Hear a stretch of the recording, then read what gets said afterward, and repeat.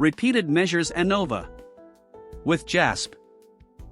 This dataset, alcohol attitudes, provides attitudes towards water, wine, and beer. After watching positive, neutral, or negative imagery of that drink, each participant features in each cell of the 3x3 design. There are 10 fields in this dataset. The participant is the ID field, and the other 9 fields present the attitude score, from -100 to 100, after drinking certain drink, beer, wine, water, and reading certain imagery, positive, neutral, negative.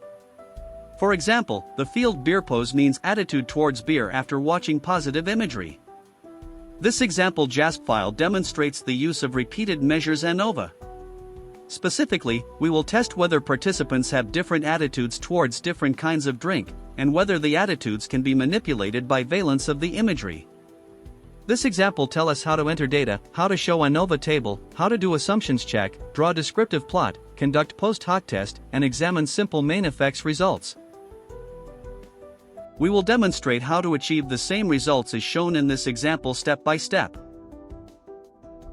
Open the dataset. Pick repeated measures ANOVA. Look into repeated measures factors area. Enter factors and levels.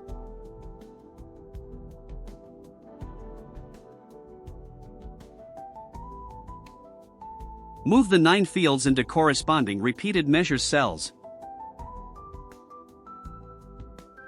Look into the result table on the right. All the p-values are smaller than 0.05.